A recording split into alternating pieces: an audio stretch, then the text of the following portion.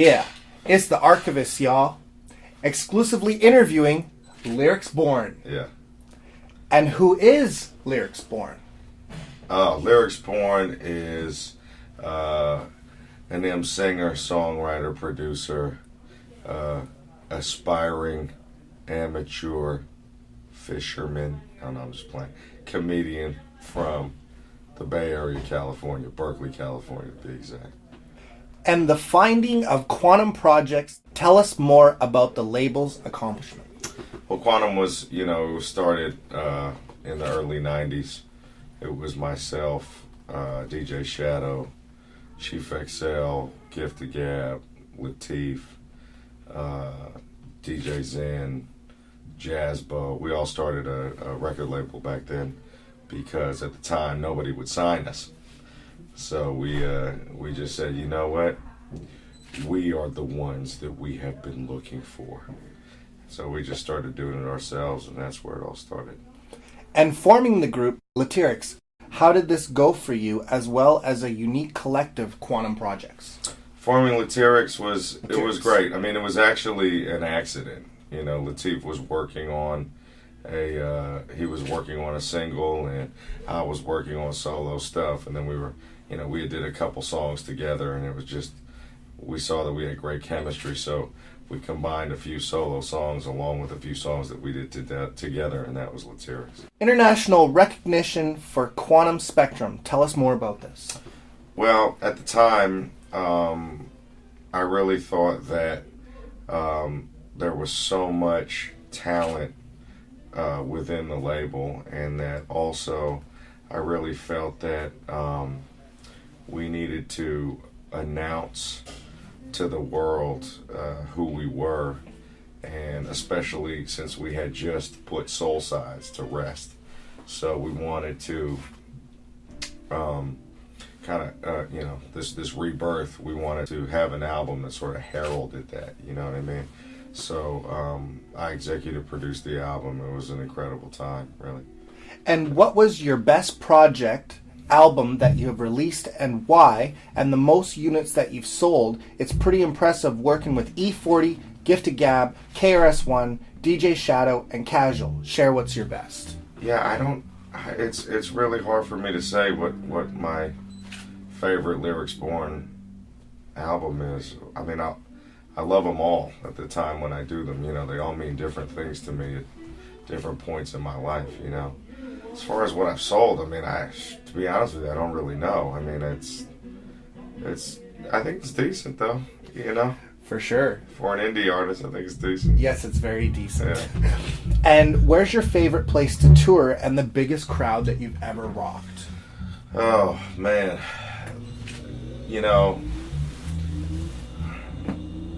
Favorite place to tour. I love touring Asia. I love touring Australia. I love touring the United States. I just love the tour, period, and I think the thing is, the more I tour, the more I find, so I think that, as I've been going places, I try to make it a point to, enjoy myself in other ways, as I'm on tour. Biggest crowd I've ever played? Oh man, I mean, I've played for 10,000 before, it's at certain festivals, and that's pretty amazing, For sure. And Overmight Encore, Lyrics Born Live, 3.5 stars out of 4 on a review in Rolling Stone magazine. Share your thoughts on this success. Well, I think for me,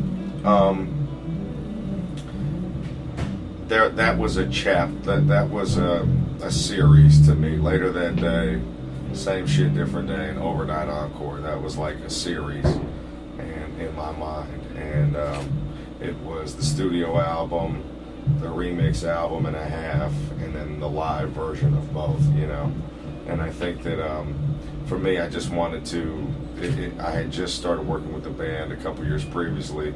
I was very excited about the results, and I think that that there weren't very many live hip hop albums, period, and I didn't think a lot of them that came out, I didn't think were very good, and I wanted to do it in a place that wasn't you know, I wanted to do it in Australia because I wanted people to see the scope and the breadth that the music had, and show that it was an international music, you know. And I Like It, I Love It. Real Funk featured on MTVU and the movie Reboot and Friday the 13th. Let us know on this, on the reel.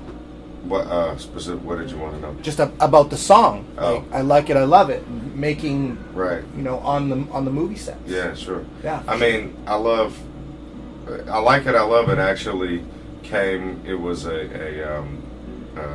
used to play a different song live, and it just sort of turned into I Like It, I Love It, and I knew that I loved the intro riffs that we came up with so much that when I went into the studio, I knew it was a hit as soon as we were done with it, you know. And it's just, I love having music in movies and TV and stuff like that because it puts it in a context I never would have thought of, you know what I mean? Because I'm just thinking about the music, you know, when I'm doing it, and so when it finds a new home, I love it.